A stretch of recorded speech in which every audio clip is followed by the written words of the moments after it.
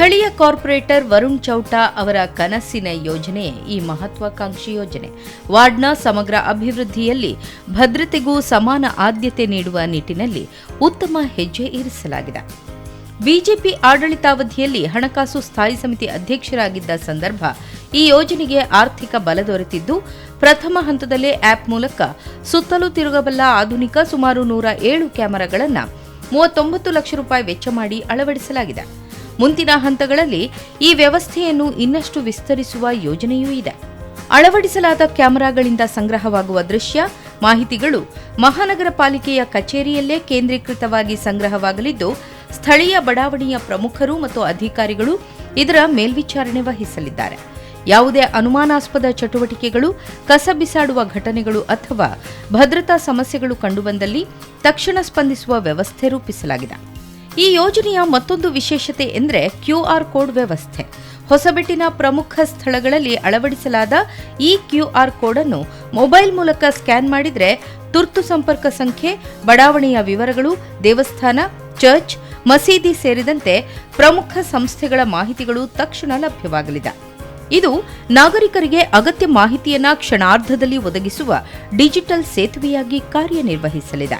ಒಟ್ಟಾರೆ ಹೊಸಬೆಟ್ಟು ವಾರ್ಡ್ 8ರಲ್ಲಿ ಜಾರಿಗೊಂಡಿರುವ ಈ CC camera ಮತ್ತು ಡಿಜಿಟಲ್ ಮಾಹಿತಿ ವ್ಯವಸ್ಥೆ ಬಡಾವಣೆಯನ್ನ ಇನ್ನಷ್ಟು ಸುರಕ್ಷಿತ, ಸ್ವಚ್ಛ ಮತ್ತು ವ್ಯವಸ್ಥಿತವಾಗಿಸಲು ಸಹಕಾರಿಯಾಗಲಿದೆ.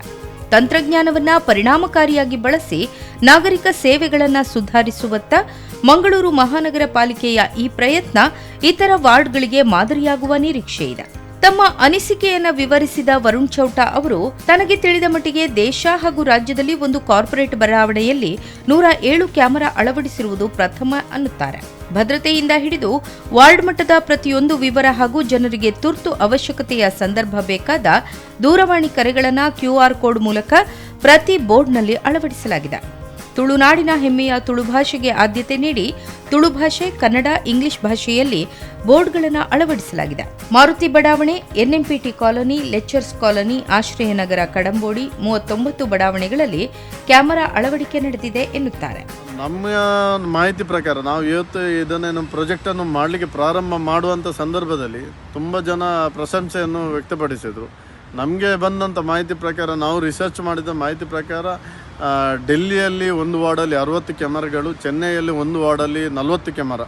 ಅದು ಬಿಟ್ಟರೆ ಇದು ಭಾರತ ದೇಶದಲ್ಲಿ ಪ್ರಪ್ರಥಮ ಬಾರಿಗೆ ಒಂದು ವಾರ್ಡಲ್ಲಿ 107 ಕ್ಯಾಮರಾ ಅಳವಡಿಸಿದ್ದು ಇದೇ ಪ್ರಪ್ರಥಮ ಬಾರಿ ಅಂತ ನಮ್ಮ ಮಾಹಿತಿ ಪ್ರಕಾರ ಇದೆ.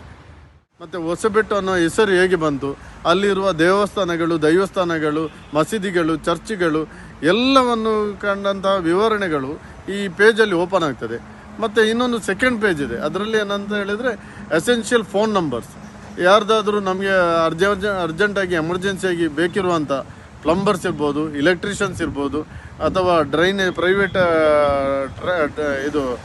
ಪ್ರೈವೇಟ್ ಟ್ಯಾಂಕರ್ ಡ್ರೈವರ್ಸ್ ಇರ್ಬೋದು, ಪ್ರೈವೇಟಾಗಿ ಬರುವಂಥ ಡ್ರೈನೇಜ್ ಕ್ಲೀನಿಂಗ್ ವಾಹನಗಳಿರ್ಬೋದು, ಮ್ಯಾನ್ ಪವರ್ ಸಪ್ಲೈ ಇರ್ಬೋದು, ಆಟೋ ರಿಕ್ಷಾದವರು ಇರ್ಬೋದು, ಟೆಂಪೋ ಡ್ರೈವರ್ಸ್ ಇರ್ಬೋದು, ಹೀಗೆ ಎಲ್ಲ ಜೊತೆಗೆ ಆಂಬ್ಯುಲೆನ್ಸ್ ನಮಗೆಲ್ಲ.